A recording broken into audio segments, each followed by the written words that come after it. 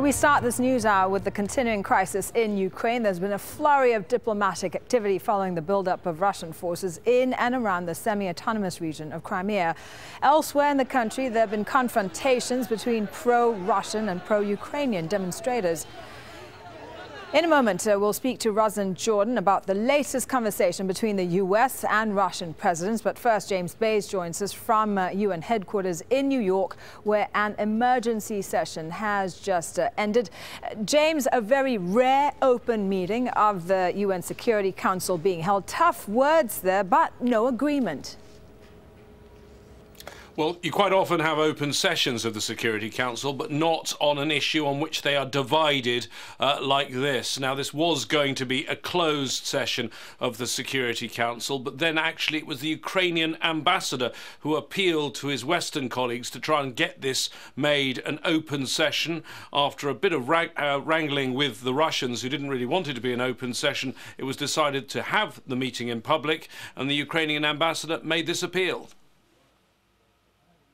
We urge all member states of the United Nations to demonstrate solidarity with the Ukrainian nation to protect sovereignty and territorial integrity of the country, to protect the very basic principles of the United Nations, currently brutally violated by a permanent a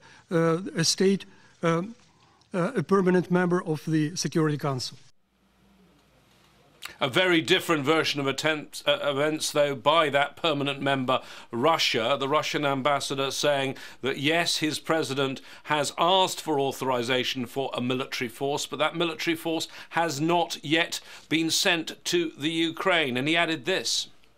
I'd like to draw your attention to the fact it says on the territory of Ukraine, not against Ukraine, as my Ukrainian colleague said, until the normalization of the political situation in this country. Well, those comments were then responded to by the U.S. ambassador, Samantha Power. I'd like to take a moment to respond to the comments made here by the representative of the Russian Federation.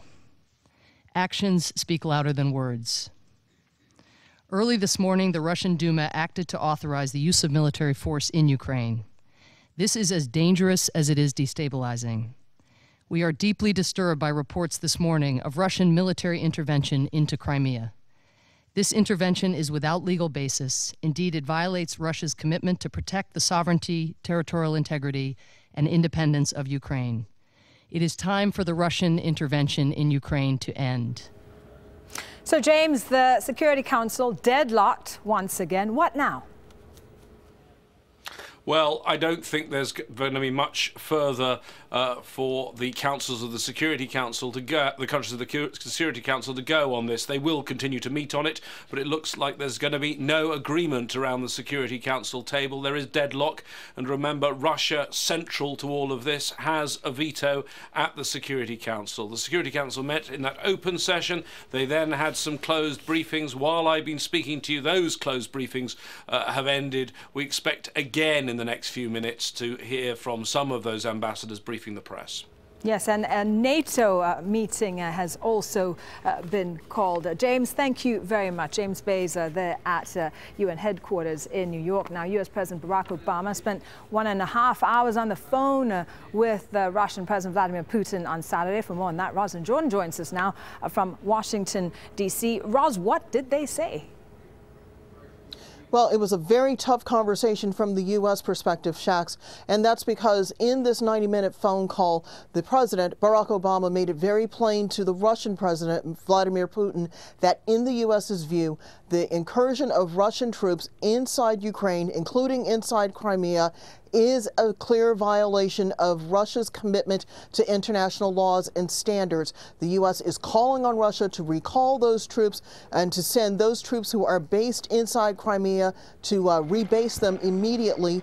And the president also said that if Russia has issues with the interim government of Ukraine, that there are international venues for both countries to resolve their disputes, and that the U.S. is prepared to support them as they negotiate negotiate. Now, that sounds like good language, at least, trying to pull things back. But then there is this. The U.S. has decided that it's going to suspend its preparation for the upcoming G8 summit in Sochi in late June. That's just where the Winter Olympics were, and they just wrapped up a week ago. But the U.S. is indicating that a venue that it typically counts on in order to coordinate and to deepen policy ties with the other most economically vibrant countries in the world, including Russia, it's decided that unless the situation in Ukraine is changed appreciably for the better, the U.S. is not going to be participating in the G8 summit. Further, the U.S. is warning Russia that if it does not pull back and stop what the U.S. considers an aggravation of the situation in Ukraine, that Russia is going to risk a deepening of political and economic isolation. That is very tough language, Shax. All right, Roz, thank you very much. Roz and Jordan, live for us from Washington, D.C. with the U.S. reaction to what's happening in Ukraine.